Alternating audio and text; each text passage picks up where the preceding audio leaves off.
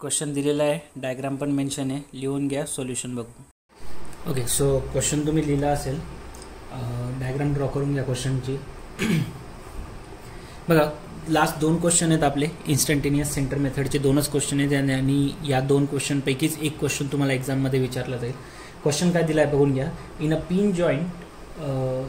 Pin jointed 4 bar chain mechanism as shown in the figure, A बीची value आपल्याला एक rough diagram क्वेश्चनमध्येच given आहे ना. ए बीची व्हॅल्यू दिलेली आपल्याला 300, डी सी सी डीची व्हॅल्यू आहे 360 mm आणि ए डीची व्हॅल्यू दिली आहे 600 mm.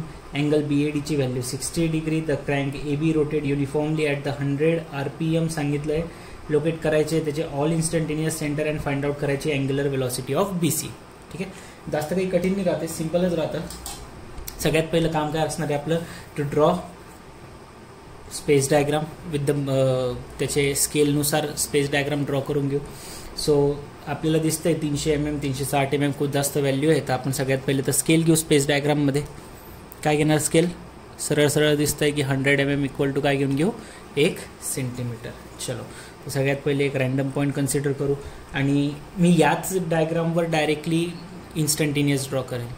ठीक आहे, जाऊ द्या, एक काम करू, पहिले मी डायग्राम ड्रॉ करतो, परत दुसरी एक डायग्राम ड्रॉ करून घेईल. ओके, एक पॉईंट घेतला, A point. Let's say this one is our point A. इथून ए पासून तर डी पर्यंतचं अंतर किती सांगितलं आहे, 600 mm. 600 mm म्हणजे किती सेंटीमीटर ड्रॉ करावं लागेल, ते 6 सेंटीमीटर ड्रॉ करावं लागेल. So here up to this point, इथून इथपर्यंत. सो हे 6 सेंटीमीटर आहे, A point to D point. ठीक आहे, 600 mm.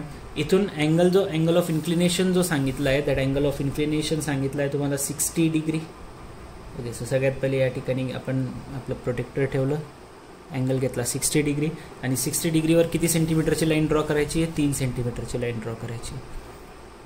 Okay, so from here to here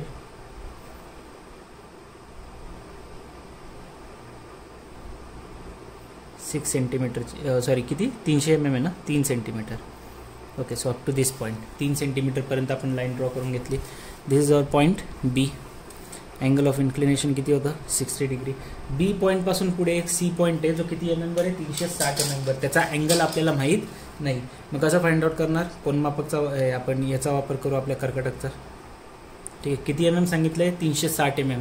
बी पॉईंटपासून 360, डी पॉईंटपासून 360. सो 360 म्हणजे किती येईल, 3.6 centimetre. So here 3.6 centimetre. Yes, this is a 3.6 centimetre. D पॉईंटवर कर्कटक ठेवलं, इथून एक चॉप मारला. बी पॉईंटवर एक कर्कटक ठेवलं, इथून एक चॉप मारला. Okay, this one. आणि ज्या ठिकाणी ते दोन्ही पॉईंट इंटरसेक्ट झाले, let's say this one, here the point C आहे. जॉईन करून घ्या, डी पॉईंट आणि सी पॉईंट जॉईन करून घ्या सगळ्यात पहिले. डी पॉईंट आणि सी पॉईंट जॉईन केला आणि बी आणि सी पण जॉईन करून घेऊ. Okay, so A B C and D 4 points draw केले. ठीक, चलो, तर आपली स्पेस डायग्राम रेडी. यानंतर आपल्याला गिवनमध्ये दिलं आहे अँग्युलर वेलॉसिटी. अँग्युलर वेलॉसिटीनी आपल्याला क्रँकच्या रोटेशनचा स्पीड दिलेला आहे, म्हणजे फ्रिक्वेन्सी दिलेली आपल्याला. यनची व्हॅल्यू किती सांगितली, 100 RPM. आणि कोणाची दिली ही व्हॅल्यू, ए बीची दिलेली आहे. सो बी फिरतोय एच्या रिस्पेक्टिव्ह असं दाखवू शकता तुम्ही, कारण की हा जो खालचा पोर्शन आहे हा तर फिक्स सांगितला आहे ना. So this is our fix टाईपचे इन्स्टंटेनियस सेंटर होतील, कारण इथं फिक्स आहे पॉईंट. So NBA. ठीक आहे, 100 RPM दिलेलं आहे. सो ओमेगा काढायचं आहे आपल्याला, यनवरून ओमेगा येतं ना. सो ओमेगा ऑफ AB किंवा ओमेगा ऑफ बी जे काही नाव द्याल, फॉर्म्युला काय राहतो आपला, 2πN. So here 2π into N काय, 100 RPM रिव्हॉल्युशन पर मिनिट आहे. तर मिनिट आहे तर डिवाइडला काय होऊन जाईल, 60. कॅल्क्युलेशन करूया. 2π इंटू 100 डिवाइड बाय 60 जर आपण केलं तर दॅट विल बिकम्स 2π मल्टिप्लायला 100 डिवाइडला 60. हिअर आन्सर येतं आहे तुमचं 10.47. Yes, 10.47 radian per second. ओमेगाची व्हॅल्यू भेटली. ही कोणाची व्हॅल्यू आहे, ए बीची. रिमेंबर दिस, ओमेगा भेटला पण तो कोणाचा भेटलेला आहे, ए बीचा भेटलेला आहे. नाव फर्दर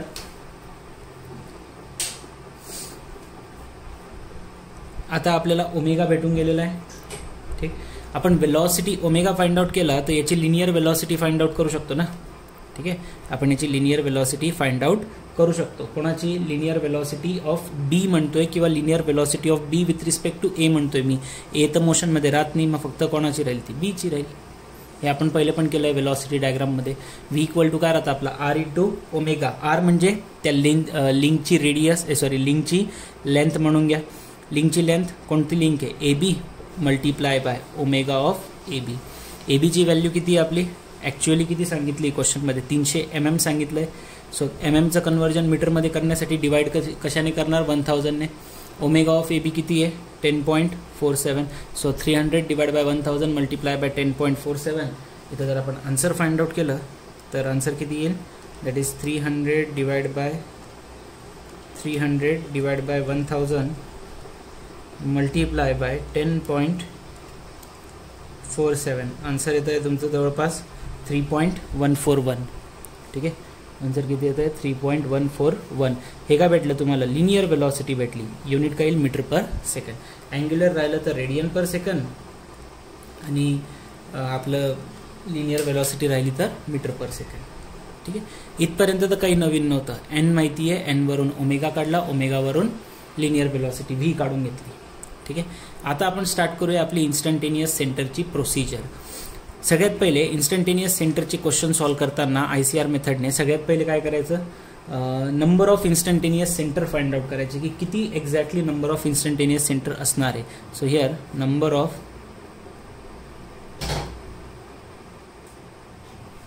इन्स्टंटेनियस सेंटर फॉर्म्युला लिहून दिला होता मी काल तुम्हाला. N is equal to capital N is equal to N into n-1 divide by 2. Capital N म्हणजे काय होतं? Number of instantaneous centre. आणि स्मॉल एन म्हणजे काय आपलं? That small N stands for the number of links. किती link दिसत आहेत तुम्हाला? 4. So here 4 into 4-1 divide by 2 किती होतं ते? 4 इंटू 3 डिवाइड बाय 2 टोटल 6. तर total number of instantaneous centre किती येणार आहे? तर 6 येणार आहे. ठीक, मग आता नंबर ऑफ इन्स्टंटेनियस सेंटर माहीत पडले. मग आता त्यांना आपण डायग्राममध्ये शो करूया, रिप्रेझेंट करूया त्यांना की नंबर ऑफ इन्स्टंटेनियस सेंटर किती आहे.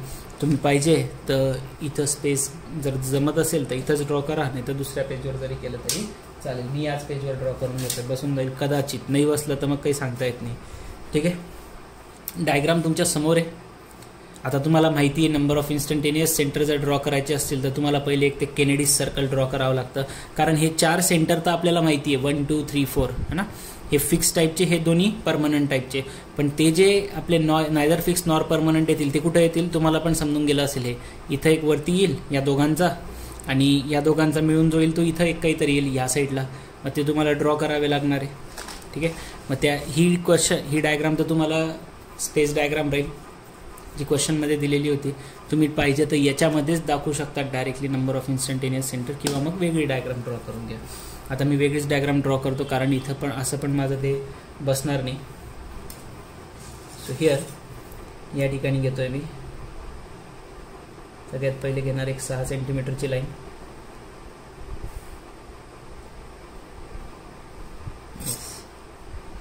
ए इथं येणार होता तुमचा पॉईंट डी. ठीक आहे, आता त्याच्यामध्ये ते खाली लाईन्स नका ड्रॉ करू, माहिती आहे आपल्याला की हा फिक्स सेंटर असणार आहे म्हणून. ठीक, इथून पुढे अँगल ऑफ इन्क्लिनेशन किती होतं? अँगल ऑफ इन्क्लिनेशन होतं 60 डिग्री. ही लेंथ किती आहे? 3 सेंटीमीटरची.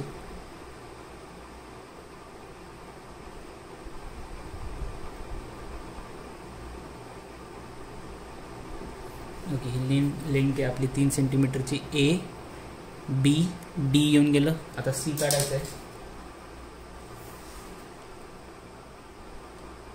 सो हिअर ही मोजून घेतलं, इथूनच मोजतोय मी. तुम्ही पाहिजे तर 3.6 वेगळं मोजू शकता. 360 mm सांगितलंय ना.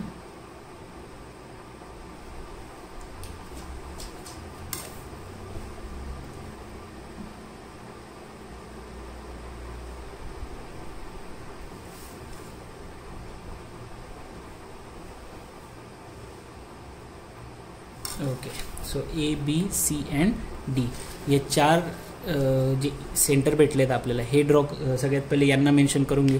Let's say this is your link number 1. This one is link 2, this one is link 3, this one is link 4. तुम्ही पाहिजे तर उलटं पण 1 2 3 4 असं पण नाव दिलं तरी चालेल, त्यात काही प्रॉब्लेम नाही. तुम्ही पाहिजे तसं नाव देऊ शकता. तर हा 1 आणि 2ला जॉईन करणारा हा इन्स्टंटेनियस सेंटर कोणता येईल तुमचा I12. सिमिलरली 1 आणि 4ला जॉईन करणारा I14, 3 4चा I34 आणि 2 3चा I23. हे 4 इन्स्टंटेनियस सेंटर येतील. मग आता केनेडी सर्कल ड्रॉ केलं होतं आपण काल. काय करायचं, एक कर्कटकमध्ये आपलं पटकन एक छोटंसं सर्कल ड्रॉ करून घ्या. हां, हे आता कोणी विचारायचं नाही बरं हे किती ड्रॉ करायचं म्हणून. किती बी करू शकता तुम्ही, छोटं करा मोठं करा तुमच्या मर्जीने, तुम्हाला पाहिजे तसं ड्रॉ करून घ्या. त्याच्यावर 4 पॉईंट्स दाखवून द्या. ठीक आहे, काल जसं केलं होतं हे 4 पॉईंट्स जे आपण ड्रॉ केलेले आहेत त्यांच्यामध्ये आपण 4 लाईन्स ड्रॉ करणार आहे. हे 4 लाईन काय रिप्रेझेंट करतात की हे जे 4 फिक्स लिंक आहेत त्यांना रिप्रेझेंट करायचं काम करतात. आणि त्या फिक्स लिंकचे 4 इन्स्टंटेनियस सेंटर या ठिकाणी आपण रिप्रेझेंट करणार आहे. सो केनेडी सर्कल आपण याच पद्धतीने ड्रॉ केलं होतं. इथं 1 2 3 4. ठीक आहे, this one is 1, this one is 2, this one is 3 आणि दिस वन इज 4. हे 4 लिंक आणि हे त्यांचे 4 इन्स्टंटेनियस सेंटर. ठीक आहे, मग आता क्वाड्रिलॅटरलमध्ये मी तुम्हाला कालच सांगितलं आहे फिक्स प्रोसिजर आहे, एवढं काही कठीण नाही. याच्यात काय करणार, क्वाड्रिलॅटरलला अशा 2 पद्धतीने डिवाइड करा जेणेकरून त्याचे या क्वाड्रिलॅटरल म्हणजेच हा रेक्टँगल बरं, नाही तर म्हणाल की नवीन काय शब्द आणला आता. क्वाड्रिलॅटरल म्हणजे चौरस राहतं. तर हे जो रेक्टँगल आहे तुमचा त्याला अशा पद्धतीने डिवाइड करा जेणेकरून त्याचे 2 सारखे ट्रायंगल बनतील. झालं. 1 3ला डिवाइड केलं, 1 3 डिवाइड केलं तर काय आलं 1 4 आणि 3 4, 1 4 3 4, 1 4 3 4 इन्स्टंटेनियस सेंटर बघा. 1 4 इथं आहे, 3 4 इथं आहे. ठीक आहे, इकडच्या साईडचा 1 2 आणि 2 3, 1 2 आणि 2 3. या लाईनमधून 1 2 2 3च्या आणि 1 4 3 4च्या लाईनमधून ज्यावेळेस तुम्ही डॉटेड लाईन ड्रॉ कराल तर तुम्हाला जिथं ते दोन्ही लाईन इंटरसेक्ट होतील तिथं एक I13 असा इन्स्टंटेनियस सेंटर भेटेल. मग आता याला पॅरलल लाईन इथून ड्रॉ करायची 1 4ला या पद्धतीने, 1 4 म्हणतोय मी. आपली ही जी AB लिंक आहे त्याला एक डॉटेड लाईन ड्रॉ करायची. सिमिलरली इथून एक डॉटेड लाईन ड्रॉ करा जिथं ते इंटरसेक्ट होतील तिथपर्यंत.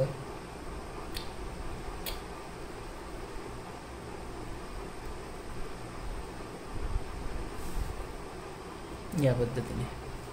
ठीक आहे, इथं इंटरसेक्ट झालं, इथं काय नाव देणार, इन्स्टंटेनियस सेंटर I13. सिमिलरली 2 आणि 4ला जॉईन करा जेणेकरून ते परत आपला तो जो रेक्टँगल आहे तो 2 सारख्या ट्रायंगलमध्ये डिवाइड होऊन जाईल. कोणता, 1 2 1 4, 1 2 आणि 1 4, 1 2 आणि 1 4 यामधून येणारी एक लाईन, 2 3 आणि 3 4, 2 3 3 4 यामधून येणारी एक लाईन. जिथं ते दोन्ही इंटरसेक्ट करतील त्या ठिकाणी तुम्हाला एक नवीन इन्स्टंटेनियस सेंटर भेटेल जो राहील तुमचा I24. हे आपण कालच शिकलेलो आहे, लास्ट लेक्चरमध्ये आपण शिकलो होतो.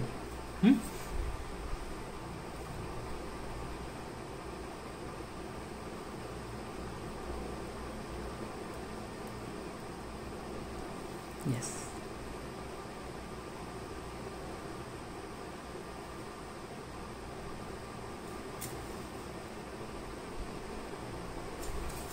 ओके, सो या ठिकाणी इंटरसेक्शन झालं, हा येऊन जाईल तुमचा I24. ठीक आहे, झाले 6 इन्स्टंटेनियस सेंटर तुमचे. बघून घ्या, 1 2 3 4 5 आणि 6. 4 बार चेनचा हा फिक्स पॅटर्न राहील. असे 4 एक हे ड्रॉ करायचं. याला तुम्ही पाहिजे तर नाव बी देऊ शकतात, केनेडी सर्कल. ठीक आहे, याला तुम्ही केनेडी सर्कल नाव देऊ शकता. ही तुमची इन्स्टंटेनियस सेंटरची डायग्राम झाली. ठीक, हे तुमचं क्लॉकवाईज रोटेट होऊन राहिलं होतं, क्वेश्चनमध्ये दिलेलं आहे असं. आता काढायचं काय होतं तुम्हाला, फाइंड आउट करायचं होतं आपल्याला angular velocity of link BC. व्यवस्थित बघा आता फाइंड आउट कसे करायचे. ही जी BC लिंक आहे ही वाली, ठीक आहे, या लिंकची आपल्याला अँग्युलर वेलॉसिटी काढायची आहे. आणि हे क्लिअर माहिती आहे की जर ओमेगा पाहिजे असेल तर ओमेगासाठी काय लागतं, V = काय राहतो R ओमेगा. ओमेगा पाहिजे असेल तर काय लिहितो आपण, V/R. कोणाचा ओमेगा पाहिजे, BCचा. त्यासाठी काय लागेल, लिनियर वेलॉसिटी लागेल. कोणाची, BCची. डिवाइड बाय काय होऊन जाईल, BC. पण हे कुठं राहतं, वेलॉसिटी डायग्राममध्ये अप्लाय होतं. इन्स्टंटेनियस सेंटरमध्ये असं अप्लाय होत नाही. कारण इन्स्टंटेनियस सेंटरमध्ये तुम्हाला कसली वेलॉसिटी माहिती आहे, डीची किंवा बी विथ रिस्पेक्ट टू एची, म्हणजे बी पॉईंटची वेलॉसिटी माहिती आहे तुम्हाला, सी पॉईंट पूर्ण बीसी लिंकची वेलॉसिटी नाही माहिती. ठीक आहे, व्यवस्थित ऐकत चला मी काय म्हणतोय. तुम्हाला फक्त कोणाची वेलॉसिटी माहिती आहे, बी पॉईंटची. सो बी पॉईंट ज्या पर्टिक्युलर वेलॉसिटीने फिरेल त्याच्याच रिस्पेक्टिव्ह हा बी सी पण फिरणार आहे. ठीक आहे, तशाच पद्धतीने, कारण बी पॉईंट हा बी सी लिंकचा हिस्साच आहे ना, बी सी लिंकचा पार्टच आहे ना बी पॉईंट. बी पॉईंटची जशी वेलॉसिटी राहील त्याच रिस्पेक्टिव्ह बी सीची वेलॉसिटी पण असणार आहे. ठीक, तर मग आणि बी सी लिंक काय राहतं, हे दिस डिस्टन्स. ठीक आहे, पण या ठिकाणी ज्यावेळेस आपण वेलॉसिटी फाइंड आउट करायचं म्हणतोय तर आपल्याला कोणाची वेलॉसिटी माहिती आहे, बी पॉईंटची वेलॉसिटी माहिती आहे. मग याची अँग्युलर वेलॉसिटी बी सीची कशी काढली जाईल ते व्यवस्थित ऑब्झर्व करा. जर angular velocity of B C काढायचं असेल तर सगळ्यात पहिले आपल्याला काय माहिती आहे, we know the velocity of B. B पॉईंटची वेलॉसिटी माहिती आहे, तर वेलॉसिटीचा फॉर्म्युला काय राहतो, V is equal to R into omega राहतो है ना. व्ही इक्वल टू काय राहतं, आर इंटू ओमेगा. इथं बघा आपण वेलॉसिटी ऑफ बी काढलं होतं कसं, A B into omega of A B करून. हे काय भेटलं होतं तुम्हाला, लिनियर वेलॉसिटी ऑफ बी. ठीक आहे, आणि जसं मी तुम्हाला सांगितलं की बी पॉईंट जो आहे तो एक पार्ट आहे कोणाचा, लिंक बी सीचा, किंवा बी सीवरच तो एक पॉईंट आहे बी. त्यामुळे जी वेलॉसिटी राहील पॉईंट बीची लिंक बी सीवर, त्याच्यानुसारच आपण याची अँग्युलर वेलॉसिटी काढू शकतो.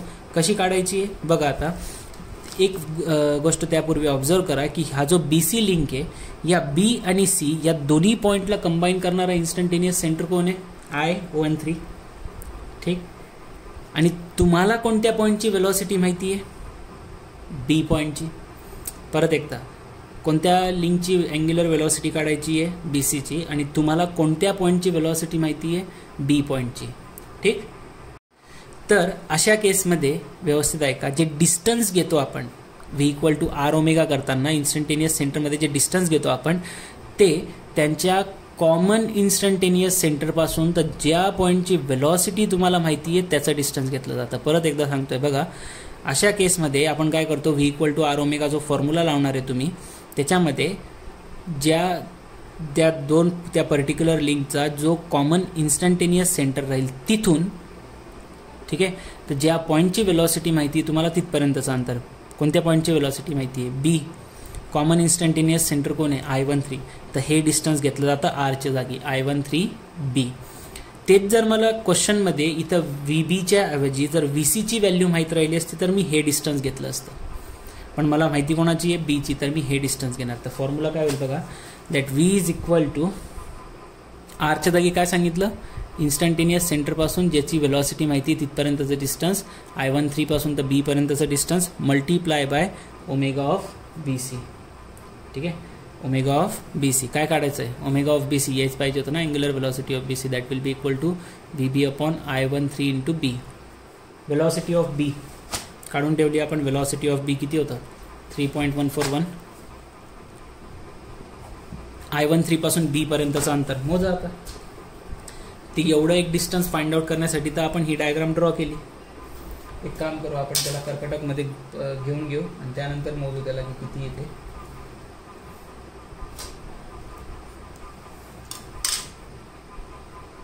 हे बी पॉईंट पासून तर I13 पर्यंतचं अंतर. ओके, तर इतकं डिस्टन्स मोजायचं आहे आपल्याला.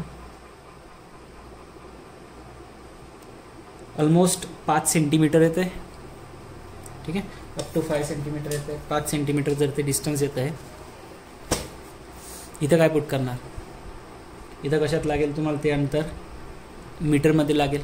5 सेंटीमीटर आलं, पण ते कोणाच्या अकॉर्डिंग आलं आहे, स्केलच्या अकॉर्डिंग ना, हे स्केलच्या अनुसार आहे. स्केलमध्ये 1 सेंटीमीटरला किती घेतलं होतं आपण, 100 mm, तर 5 सेंटीमीटरला किती घेणार, 500 mm. So here that is nothing but your 500 mm, आणि 500चं mmचं मीटरमध्ये करण्यासाठी डिवाइड बाय 1000. सो 3.14 डिवाइडला काय होऊन जाईल, बाय 2 वरती चाललं जाईल. So here 2 6.28 radian per second, and this is your angular velocity.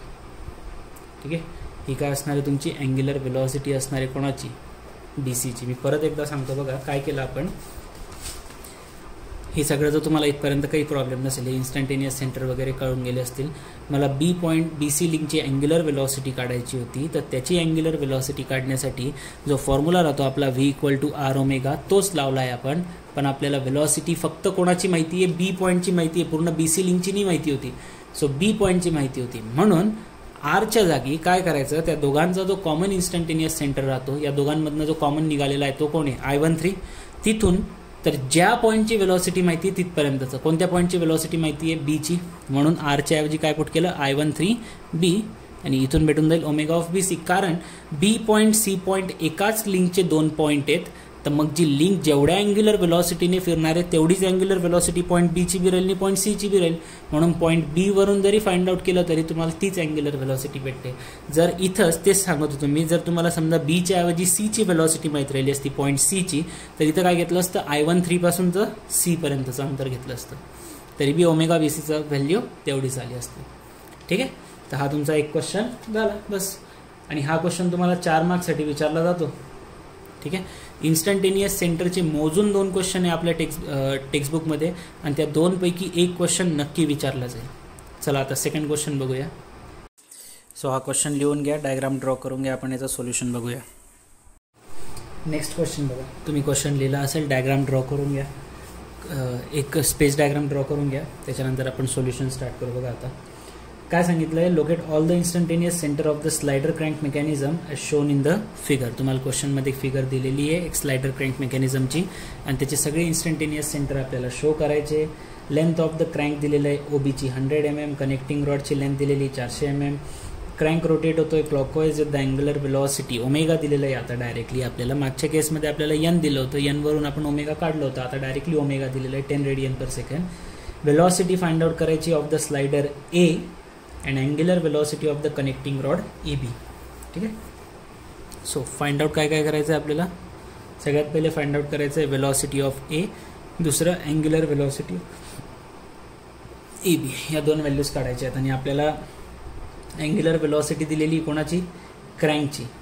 ठीक आहे, we have given with the angular velocity of crank सांगितलं आहे OB, म्हणजे तुम्हाला B with respect to O दिलेलं आहे किती? दिस 10 radian/s.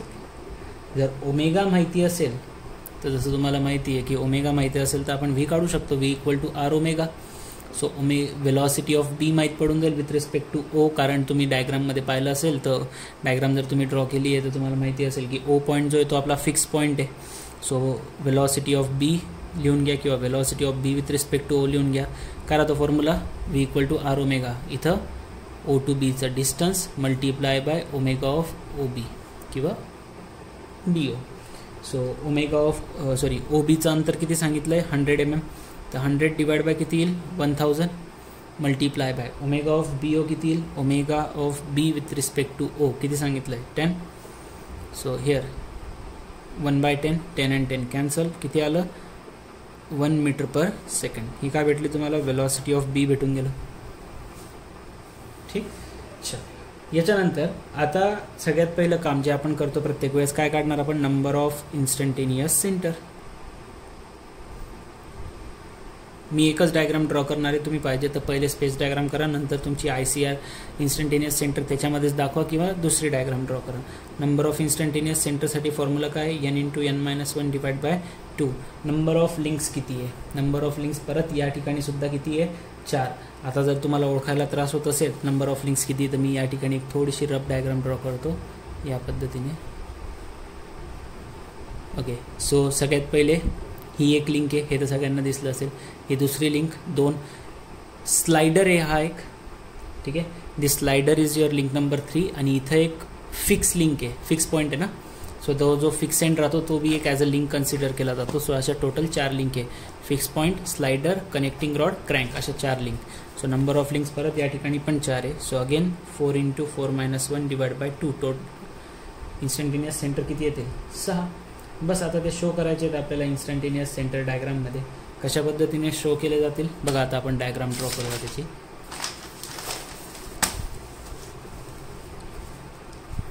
सगळ्यात पहिले काय करणार? एक फिक्स पॉईंट कन्सिडर करा. आता मी खाली का करतोय? कारण तुम्हाला जर लक्षात असेल लास्ट लेक्चरमध्ये आपण शिकलो आहे की ज्यावेळेस पण एखादा स्लायडर एक लिंकच्या रिस्पेक्टिव्ह दुसरी लिंक जर स्लायडिंग मोशनमध्ये असेल तर त्यांचा जो इन्स्टंटेनियस सेंटर राहतो तो इन्फिनिटीवर भेटतो आपल्याला. काल सांगितलं होतं असं की एक डायग्राम अशी ड्रॉ करून दिली होती बघा, की हा जर फिक्स आहे लिंक आहे आणि हा जर स्लायडर आहे, हा जर त्याच्यावर स्लाईड होणार आहे मागे पुढे होणार आहे तर त्यांचे इन्स्टंटेनियस सेंटर जे आहे ते अशी इन्फिनिटीवर राहतं. आपण असं ड्रॉ केलं होतं I12 ॲट इन्फिनिटी. का बरं? कारण इन्स्टंटेनियस सेंटर जे राहतात ते परपेंडिक्युलर राहतात आणि दोन्ही हॉरिझॉन्टल असल्यामुळे त्यांचे परपेंडिक्युलर व्हर्टिकल जातात, पण ते दोन्ही इतके स्ट्रेट आहेत की ते मे बी इंटरसेक्ट करतील, नाही तर नाही पण होणार, पण ते काही आपल्याला दिसेल असं इंटरसेक्ट होत नाही. म्हणून आपण कन्सिडर केलं आहे की चला आपल्याला ते माहिती आहे की ते इंटरसेक्ट होणार नाही, पण आपण असं कन्सिडर करून घेतलं आहे की ते कुठेतरी इन्फानाईट डिस्टन्सवर जाऊन हे दोन्ही लाईन किंवा ते दोन्ही लिंकचे जे सेंटर आहेत ते एका ठिकाणी येऊन कंबाईन होतील आणि तो त्यांचा इन्स्टंटेनियस सेंटर राहील. म्हणून आपण ह्या दोन्ही लाईन कुठं कंबाईन होणार आहे असं कन्सिडर केलं इन्फिनिटीवर, आणि तो त्याचा इन्स्टंटेनियस सेंटर राहील आपण असं कन्सिडर केलेलं आहे. तर मग स्लायडर आहे आपल्याकडे इथं पिस्टन, त्याची इन्फिनिटीपर्यंत लाईन जाईल तर वरपर्यंत दाखवावी लागेल. म्हणून मी थोडं खालून ड्रॉ करतो इथून. लेट से हा आपला फिक्स पॉईंट राहील. ठीक आहे, इथून तुम्हाला क्लिअरली मेन्शन होतं की जो अँगल ऑफ इन्क्लिनेशन असणार आहे तो किती असणार आहे 45 डिग्रीचा. क्रँकचा जो अँगल ऑफ इन्क्लिनेशन आहे that is 45 degree. So here this 45 degree पुढे गेलो. ओके, दिस वन हा 45 डिग्रीवर आहे. आणि किती सांगितलं आहे ते डिस्टन्स 100 mm सांगितलं आहे वाटतं आहे ना. 100 mm आणि 400 mm असे दोन सांगितले. सो 50 mm बरोबर 1 सेंटीमीटर घेऊन घ्यायचं. स्केल घ्यावी लागेल काहीतरी. 50 mm is equal to 1 centimetre. तर 100 mm साठी किती सेंटीमीटर होईल 2. ड्रॉ करून घ्या मग.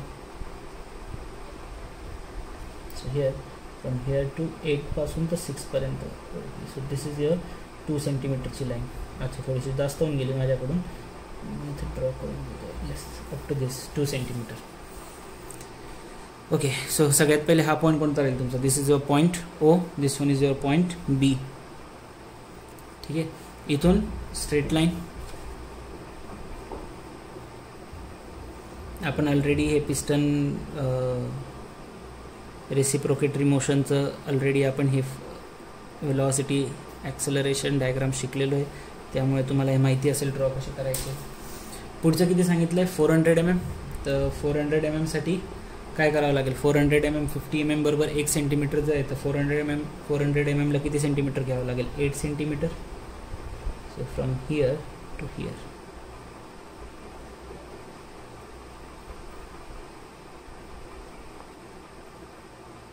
Okay, so from point this point. Okay, इथं एक चॉप मारला आपण. ज्या ठिकाणी तो पॉईंट भेटला तिथं आपण आपला पिस्टन दाखवणार लाईक दिस.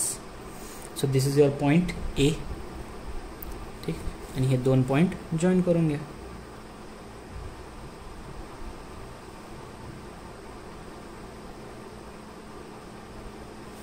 ओके, झालं. त्यानंतर आता हा जो पॉईंट राहील तुमचा, जसं मी तुम्हाला सांगितलं की ही फिक्स लिंक आहे, ती राहील तुमची लिंक नंबर 1. क्रँक राहील तुमचा लिंक नंबर 2 जो की क्लॉकवाईज रोटेट होतो आहे आणि 45 डिग्रीवर अँगलवर होता. ही राहील तुमची link number 3 and the slider will be your link number 4. तर हा जो असणार आहे this fix point, this is nothing but your instantaneous centre 1 2. हा काय येईल तुमचा instantaneous centre 2 3. This will be the instantaneous centre. ठीक आहे, कोणता 3 4. हां, आणि मग 4 1चा कुठं दाखवायचा. 4 1 हे मोशन व्यवस्थित आहे का. 4 1 किंवा 1 4 हे जे मोशन आहे हे मोशन कसं आहे स्लायडिंग मोशन आहे. 1 4 जो आहे तो कसा मोशन आहे स्लायडिंग मोशन आहे. आणि मी काय सांगितलं होतं स्लायडिंग मोशनमध्ये जो इन्स्टंटेनियस सेंटर येतो that will B act at the infinity है ना. हे आठवतं आहे. हे 1 आणि 2 लिंकमध्ये काय होऊन राहिलं होतं स्लायडिंग मोशन होऊन राहिलं होतं. त्यांचा इन्स्टंटेनियस सेंटर कुठं जायचा इन्फिनिटीवर. तसं 4 आणि 1 फिक्स लिंक आणि हा स्लायडर यांच्यामधलं जे मोशन आहे हे कसं आहे स्लायडिंग मोशन आहे. तर यांचा जो इन्स्टंटेनियस सेंटर राहील तो कुठं जाईल इन्फिनिटीवर जातो, स्ट्रेट लाईन इन्फिनिटीपर्यंत. तर मग काय करायचं इथून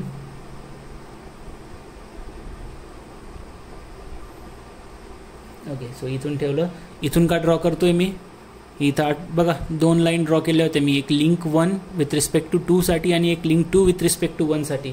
तर म्हणून दोघांची लाईन येते इन्फिनिटीपर्यंत. कुठपर्यंत जाईल मला नाही माहिती, ड्रॉ करून घ्यायची फक्त है ना. आणि स्ट्रेट ड्रॉ करायची. स्ट्रेट ड्रॉ नाही केली तर कॅल्क्युलेशनमध्ये गडबड होऊ शकते, डिस्टन्स कमी जास्त भरू शकतात. त्यामुळे ड्रॉ करताना मेक शुअर की तुम्ही जी लाईन ड्रॉ करताय ती स्ट्रेट लाईन ड्रॉ करताय, तिरकस बिरकस ड्रॉ करायची नाही. थोडी वरपर्यंत दाखवून देऊ कारण आपल्याला माहिती आहे पुढे जाऊन तो पॉईंट येईल अजून एखादा त्याच्यात. हे 2च क्वेश्चन आहेत, त्यामुळे हे 2 क्वेश्चन तुम्ही रटून जरी गेले तरी मला काही फरक नाही पडत, पण हे 4 मार्क सुटायला नको. झाले? ओके चलो. तर किती इन्स्टंटेनियस सेंटर भेटले? 1 2 3 आणि जो चौथा येईल तो असा काहीतरी राहील I14 ॲट इन्फिनिटी. इथं पण तुम्ही लिहू शकता I14 ॲट इन्फिनिटी. ठीक आहे. किती इन्स्टंटेनियस सेंटर भेटले मग? 4. आपल्या कॅल्क्युलेशनच्या अनुसार किती आलं पाहिजे होते? 6. मग आता 6 कुठं येतील बाकीचे ते फाइंड आउट करण्यासाठी काय करणार? केनेडी सर्कल ड्रॉ करायचं. मग केनेडी सर्कल ड्रॉ करून घेऊ सगळ्यात पहिले.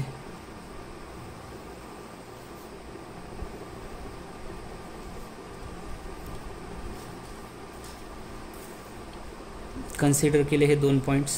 येस, दिस वन जॉईन करून घ्या त्यांना.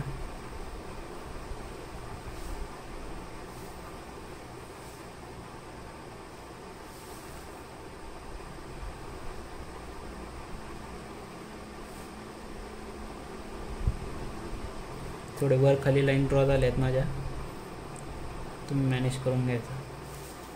ठीक आहे. ओके. सो 4 पॉईंट दाखवले. हिला नेमिंग करून घेऊ आपण. 1 2 3 4. 1 2च्या मध्ये 1 2 3 4. कोणाला जर वाटत असेल की नेमिंग कुठं करायची, मागच्या ह्याच्यात आपण काही वेगळी केली, हे बघा 1 2 3 4. तुम्ही पाहिजे तर 1 2 3 4 कुठून बी करू शकता, फक्त त्या फ्लोमध्येच करा. आणि 1 2 मध्येच तुमचा इन्स्टंटेनियस 1 आणि 2 या इन्स्टंटेनियस सेंटरमध्येच 1 राहतो, लिंक 1 राहते, 2 राहते, 3 राहते, 4 राहते. हे व्यवस्थित करा फक्त. ठीक आहे. चलो. तर मग आता डिव्हिजनचा पार्ट सुरू करू. सगळ्यात पहिले इकडचा एक डायगोनल 1 आणि 3ला ब्रेक करणारा. 1 3 बघा कुठून येतं आहे? 1 4 आणि 3 4. 1 4 आणि 3 4. 1 4 तर आपलं ही इन्फिनिटीची लाईन आहे. 3 4 इथं. तर हा एक ह्या लाईनवर आणि दुसरं इकडचं 1 2 आणि 2 3. 1 2 आणि 2 3. सो 1 2 2 3 मधनं एक लाईन ड्रॉ करा जी I34 आणि I14 याच्यामधून आलेल्या लाईनला इंटरसेक्ट करेल. जिथं ते दोन्ही इंटरसेक्ट करतील तो भेटेल तुम्हाला I13. सो हिअर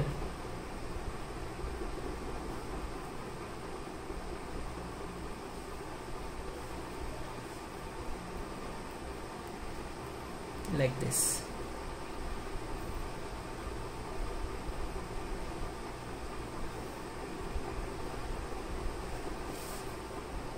जिथे इंटरसेक्ट झाले त्या ठिकाणी नाव देऊन दिलं I13. जसं हे I13 भेटलं आपल्याला तसंच I24 पण फाइंड आउट करूया. डॉटेड लाईनच दाखवायचं बरं, मी नका चुकत. 24 साठी 1 4 आणि 1 2. बघा आता 1 4 कुठं आहे? 1 4 इन्फिनिटीवर आहे. इकडे पण आहे, इकडे पण आहे. 1 4 आणि 1 2. 1 2 कुठं आहे? इथे. सो 1 2 1 4 चे इंटरसेक्शन ही वाली लाईन नाही येणार ना. मग आता 1 2 1 4 ची इंटरसेक्शन वाली लाईन ही आहे. सो दिस लाईन आणि सोबत 3 4 आणि 2 3. 3 4 आणि 2 3 यांच्यामधनं येणारी लाईन. सो यांच्यामधनं येणारी लाईन काही अशी येईल जी 1 4 1 2 ला इंटरसेक्ट करत असेल. Okay. So here at this point. So या पॉईंटवर कोणता इन्स्टंटेनियस सेंटर येईल तुमचा? I24. झाले 6 इन्स्टंटेनियस सेंटर. ठीक आहे. सो ही झाली तुमची पूर्ण डायग्राम. आता फाइंड आउट काय करायचं होतं तुम्हाला? फाइंड आउट करायला सांगितलं होतं आपल्याला सगळ्यात पहिले वेलॉसिटी ऑफ द स्लाइडर ए साठी वेलॉसिटी काढायची आहे. व्यवस्थित ऐका आता काय सांगतोय. या केसमध्ये काय होतं की जी वेलॉसिटी राहते that velocity will be perpendicular to this line. आता स्लाइडर जो आहे तो मागे पुढे अशा पद्धतीने होणार आहे ना. तर त्याच्या वेलॉसिटीची डायरेक्शन या लाईनला कशी असणार आहे? परपेंडिक्युलर. कारण की तुम्हाला पहिलेच सांगितलं होतं मी स्लाइडरचं जी पोझिशन राहते ज्या सरफेसवर राहतो त्याला परपेंडिक्युलर ही लाईन येते.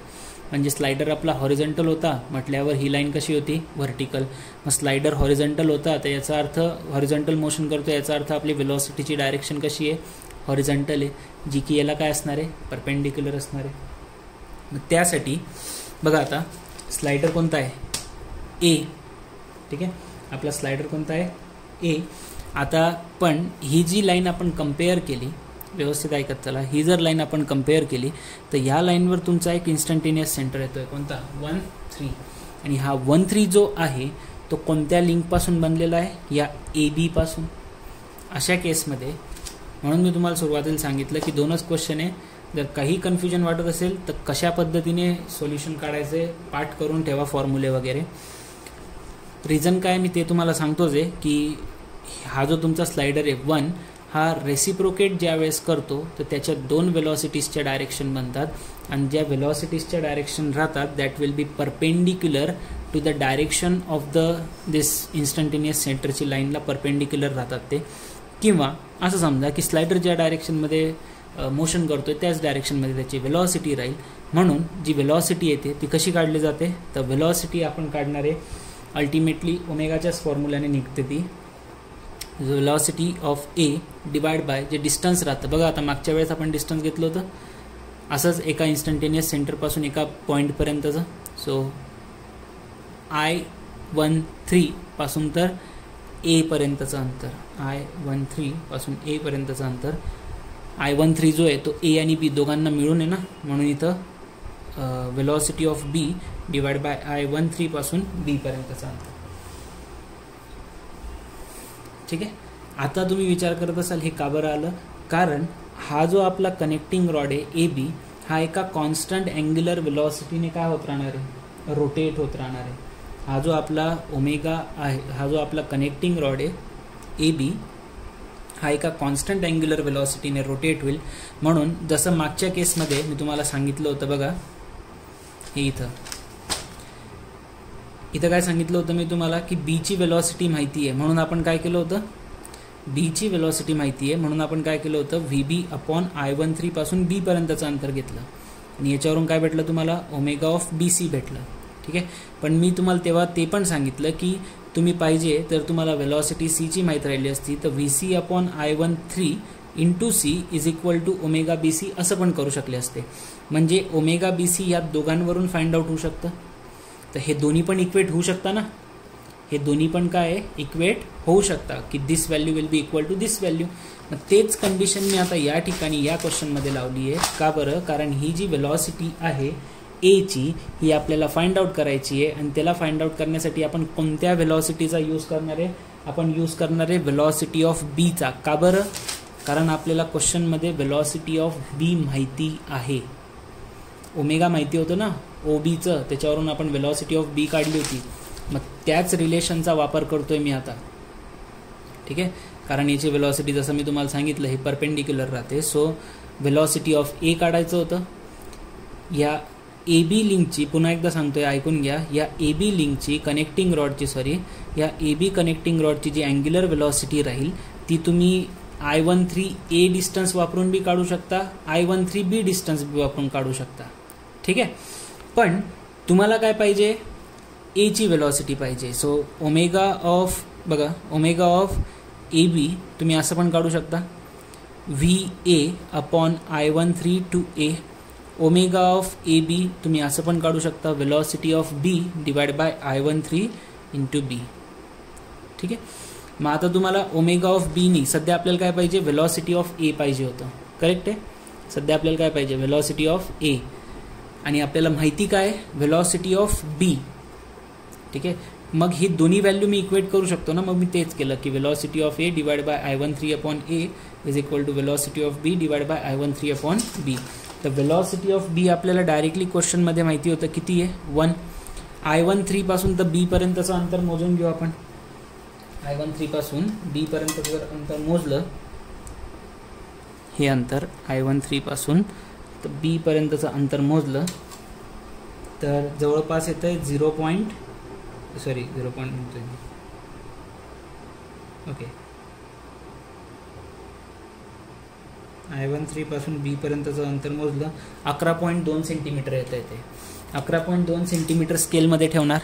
50 mm ला 1 सेंटीमीटर, तर 11.2 ला किती, काय करणार, 11.2 गुणिले 50. स्केलमध्ये ठेवलं, किती mm आलं, 560 mm. 560 mm आहे, ठीक आहे. 560 mm डिवाइड काय करणार, 1000 mm चं कन्वर्जन मीटरमध्ये. वेलॉसिटी ऑफ ए पाहिजे आहे, I13 पासून ए पर्यंतचं अंतर लागेल. अजून हे वाला अंतर पाहिजे आता आपल्याला. I13 पासून ए पर्यंतचं अंतर मोजलं, दिस डिस्टन्स, तर हे डिस्टन्स जर मोजलं आपण तर किती येतं आहे,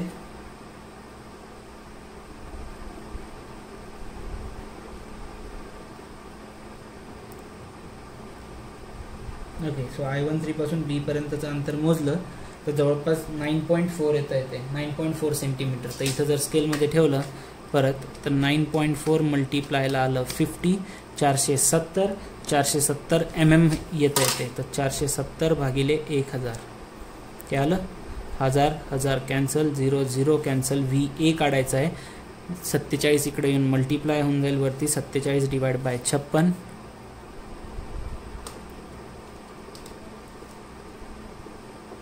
उत्तर येतं आहे तुमचं 0.83. सो वेलॉसिटी ऑफ ए किती भेटलं, 0.83 मीटर पर सेकंड. आणि आपल्याला बुकमध्ये 0.82 दिलेलं आहे, तर आपला आन्सर करेक्ट आहे. हे का घेतलं कळलं का तुम्हाला? हा रेशो एची वेलॉसिटी काढायची होती, पण ह्या पॉईंटचा वापर करून तुम्ही ह्या AB कनेक्टिंग रॉडची वेलॉसिटी फाइंड आउट करू शकता, ठीक आहे. आणि ओमेगा ऑफ AB जे येईल ते याच्यावरून काढलं तरी तेवढंच येणार होतं, याच्यावरून काढलं तरी तेवढंच येणार होतं. पण मला काय पाहिजे होतं, ओमेगा नव्हता पाहिजे मला, पहिले याची वेलॉसिटी पाहिजे होती, एची. तर मी काय केलं, त्या दोघांच्या वेलॉसिटीजचं रिलेशन कम्पेअर केलं. मला ही व्हॅल्यू माहिती आहे, मला हे माहिती होतं, इथून मी VA काढलं. आणि जो दुसरा क्वेश्चन होता, आता त्या दुसऱ्या क्वेश्चनमध्ये तुम्हाला ABची अँग्युलर वेलॉसिटी हेच ओमेगा विचारलं आहे. काय करणार मग, जस्ट कुठंतरी एक व्हॅल्यू पुट करून घ्या. ओमेगा विचारलं आहे ना, ओमेगा ऑफ AB काय करणार, VB upon I13 into B. VB वाला फॉर्म्युला लावला मी, तुम्ही पाहिजे तर हा फॉर्म्युला लावा, तुमची इच्छा.